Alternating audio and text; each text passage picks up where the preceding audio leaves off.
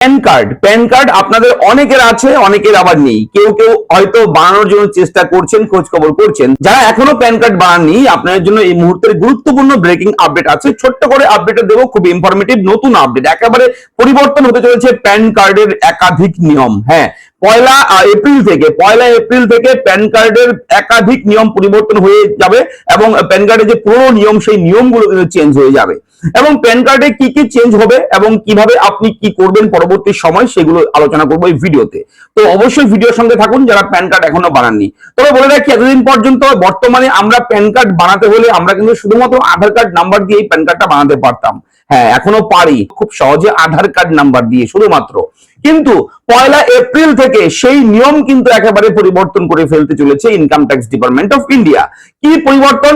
পয়লা April থেকে কিন্তু পুরনো ফর্মে আর প্যান কার্ড আবেদন করা যাবে না এবং পুরনো ফর্ম সহ বলে রাখি তথ্য যে ডেটাগুলো আপনার দিতে হবে, সেই ডেটাগুলোও কিন্তু একাধিক ডেটা আপনাকে সংগ্রহ করে জমা দিতে হবে।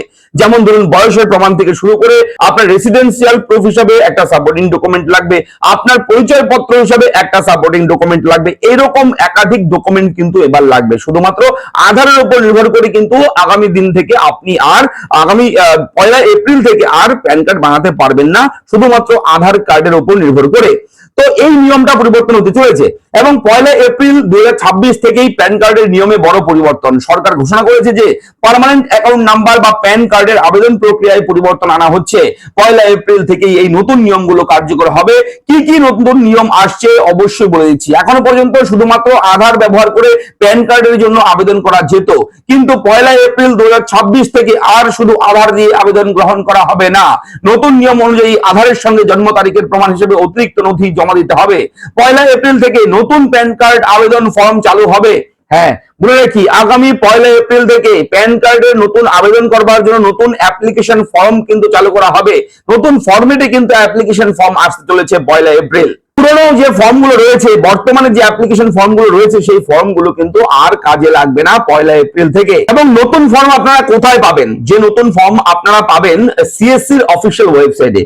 সিএসসির অফিসিয়াল ওয়েবসাইটে খুব শীঘ্রই কিন্তু সেই নতুন ফর্ম পাবলিশ করা হবে, এটা কিন্তু জানিয়ে দেওয়া হয়েছে। এবার মূল বিষয় হচ্ছে প্যান কার্ডের জন্ম তারিখের প্রমাণ। জন্ম তারিখের প্রমাণ হিসেবে আপনি কোন কোন ডকুমেন্ট দিতে পারেন? প্রথমে রয়েছে বার্থ সার্টিফিকেট, এরপর ভোটার আইডি কার্ড, মাধ্যমিকের certificate, driving licence, passport, affidavit বা অন্যান্য সরকারি নথি। এই ডকুমেন্টগুলোর মধ্যে যে কোনো একটা ডকুমেন্ট কিন্তু আপনার লাগবে নতুন করে প্যান কার্ড তৈরি করতে হলে পয়লা এপ্রিল থেকে। তো আগামী পয়লা এপ্রিল থেকে আপনারা নতুন যদি প্যান কার্ড বানাতে চান, তাহলে কোথা থেকে আপনি এই আবেদনটা করতে পারবেন? বলে রাখি, এনএসডিএল এর ওয়েবসাইট থেকে আপনি আবেদন করতে পারবেন। ই ফাইলিং এর অফিসিয়াল ওয়েবসাইট থেকেও আপনি কিন্তু আবেদন করতে পারবেন।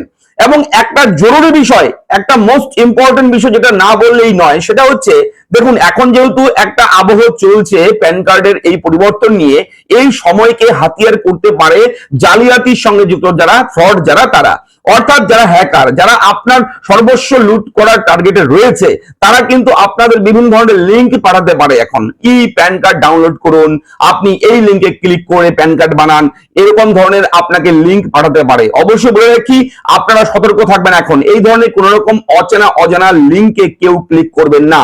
যদি এই প্যান কার্ড রিলেটেড কোনো হোয়াটসঅ্যাপে হোক, আপনার ফেসবুক মেসেঞ্জারে হোক, আপনার টেক্সট মেসেজে হোক, যদি কোনো মেসেজ আসে প্যান কার্ডের রিলেটেড, তাহলে কোনো লিঙ্কে কিন্তু ক্লিক করবেন না।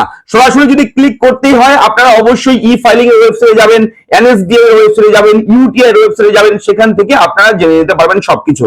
তবে থার্ড পার্টি কোন রকম অজানা লিঙ্কে কিন্তু ক্লিক করবেন না।